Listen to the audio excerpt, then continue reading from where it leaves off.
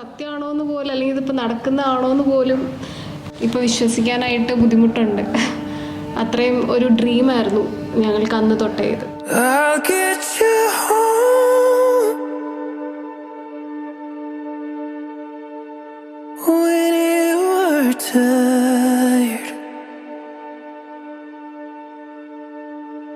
Stand next to you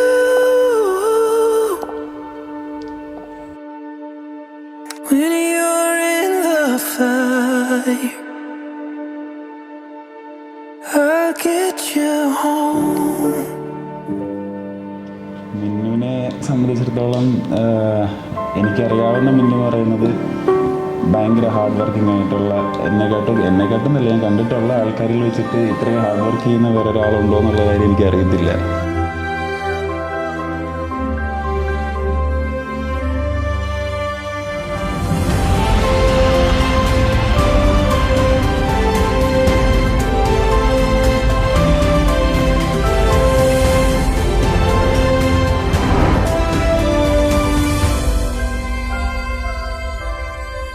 അമലിനെ ആദ്യം കാണുമ്പോൾ ആരാണ് ഈ ആറ്റിറ്റ്യൂഡ് ഇട്ട് നടക്കുന്ന ആളെന്നുള്ള രീതിയിലാണ് ഞാൻ ശ്രദ്ധിച്ചത്. പക്ഷെ അത് കഴിഞ്ഞ് കൂടുതൽ അടുത്ത് കഴിഞ്ഞപ്പോൾ അല്ലെങ്കിൽ പരിചയപ്പെട്ട് കഴിഞ്ഞപ്പോഴാണ് ആൾ ഭയങ്കര കൂളാണ്, ഭയങ്കര പാവമാണ്, ശുദ്ധനാണ് എന്നുള്ള രീതിയിലൊക്കെ മനസ്സിലായത്. പുറമേയുള്ള ഈ ആറ്റിറ്റ്യൂഡ് മാത്രമേ ആക്ച്വലി ഉള്ളൂ. ആളൊരു പാവമൊക്കെയാണ്. പിന്നെ ഭയങ്കര സ്നേഹവും ഭയങ്കര എല്ലാവരോടും ഭയങ്കര കരുതലും അങ്ങനെയൊക്കെയുള്ള ഒരാളാണ്. അപ്പോൾ അത് ആക്ച്വലി ഇമ്പ്രസ് ചെയ്തായിരുന്നു ഭയങ്കരമായിട്ട്. പിന്നെ ഇവിടെ വന്നപ്പോൾ ഇവിടെയുള്ള ആൾക്കാരുമായിട്ട് പരിചയപ്പെടുമ്പോഴൊക്കെ എല്ലാവരും അമലിനെക്കുറിച്ച് ഒരുപാട് കാര്യങ്ങൾ പറയാനേ ഉള്ളൂ, നല്ല നല്ല കാര്യങ്ങൾ പറയാനേ ഉള്ളൂ.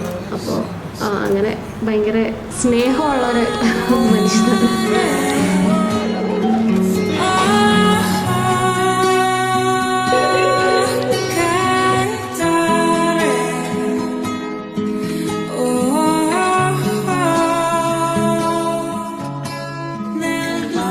സ്ട്രഗിളൊക്കെ ചെയ്തു ആക്ച്വലി. പക്ഷെ അവസാനം ഇത് നടക്കുന്നു, ഞാൻ നേരത്തെ പറഞ്ഞാൽ ഇത് നടക്കുന്നു എന്നുള്ളത് ഇപ്പോഴും വിശ്വസിക്കാൻ പറ്റിയിട്ടില്ല.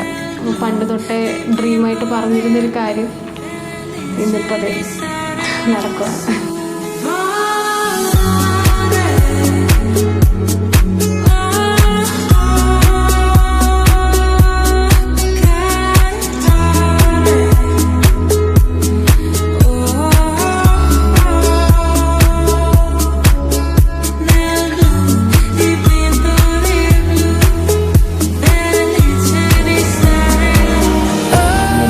കൊല്ലമായിട്ട് ഞങ്ങൾക്ക് പരിചയമുണ്ട്. ഇതിൻ്റെ ഇടയ്ക്ക് പലതവണ വഴക്കുകളും ഇണക്കങ്ങളും എല്ലാം ഉണ്ടായിട്ടുണ്ട്. എന്നാലും മാറാതെ നിൽക്കുന്നതെന്ന് പറയുന്നത് മിന്നുവിൻ്റെ ഒരു സ്നേഹം തന്നെയാണ്. ആ ഒരു ബാക്ക്ഗ്രൗണ്ട് ഉള്ളത് കൊണ്ടാണ് ഞങ്ങളിപ്പം ഇവിടെ ഇങ്ങനെ എത്തി നിൽക്കുന്നത്.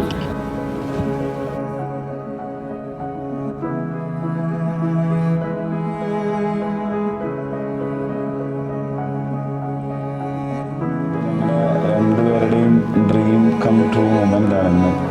അപ്പം അതിൽ ഞങ്ങൾ രണ്ടുപേരും ഭയങ്കര എക്സൈറ്റഡ് ആണ്, അതിലേറെ ഭയങ്കര ഹാപ്പിയാണ്. ഒരു വലിയൊരു ഡ്രീം.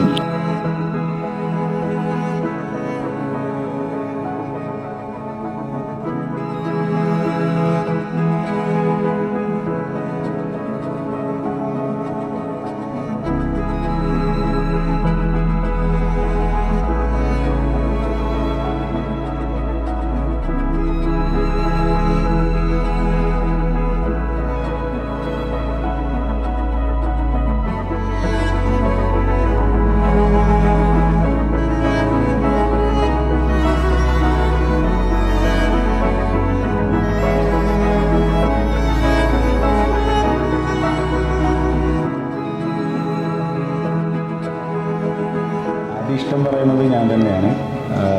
ഞാൻ കുറച്ച് കാലം ഒന്ന് പുറകെ നടക്കേണ്ടി വന്നു ഒരു എസ് കേൾക്കാൻ വേണ്ടിയിട്ട്. പക്ഷേ എസ് പറഞ്ഞപ്പോൾ പുള്ളിക്കാരി കൺഫ്യൂസ് ചെയ്ത് നേരത്തെ ഇഷ്ടമുണ്ടായിരുന്ന കാര്യമൊക്കെ ആ ഒരു സമയത്താണ് മിന്നും കൺഫ്യൂസ് ചെയ്യുന്നത് എൻ്റെ അടുത്ത്. എളുപ്പത്തിൽ അങ്ങനെ സമ്മതിക്കാൻ പാടില്ലല്ലോ. അതുകൊണ്ട് കുറച്ച് കഷ്ടപ്പെടേണ്ടി വന്നു ഒരു എസ് കേൾക്കാൻ വേണ്ടിയിട്ട്.